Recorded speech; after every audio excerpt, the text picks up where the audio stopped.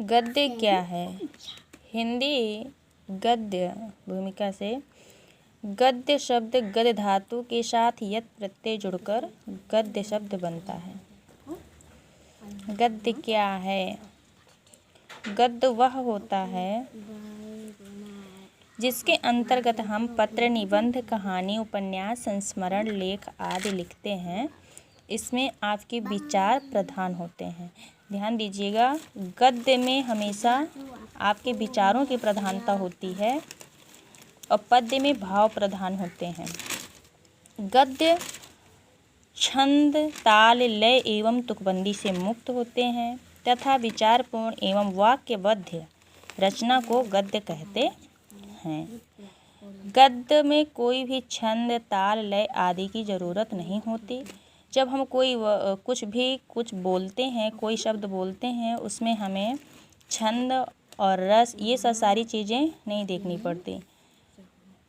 स्वच्छंद यानी कहें हम अपने विचार प्रधान होते हैं। कुछ भी बोलते हैं उसको बोल सकते हैं स्वतंत्र रूप से। गद्य का अर्थ है बोलना या कहना। दैनिक जीवन में सामान्यतः प्रयुक्त होने वाली भाषा में गद्य का प्रयोग ज़्यादा होता है।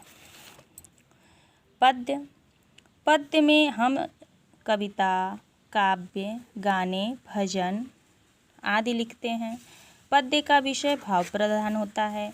पद्य में रस, छंद, अलंकार आदि जरूरी होते हैं।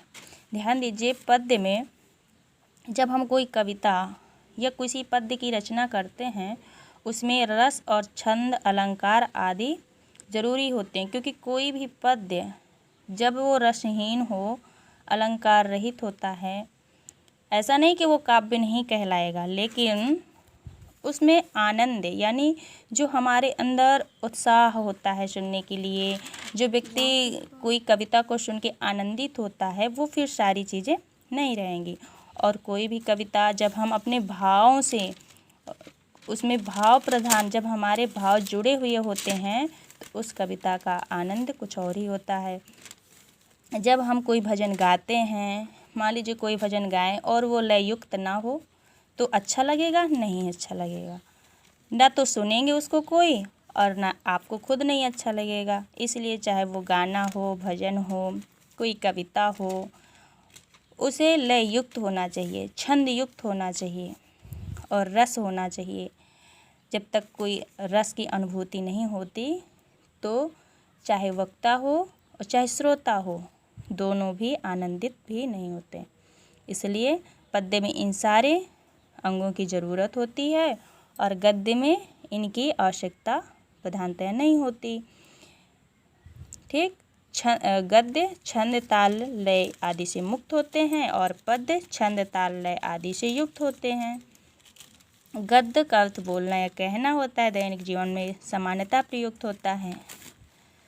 प्यारे बच्चों, इसको अपने नोट्स में लिखिए, याद भी करिए।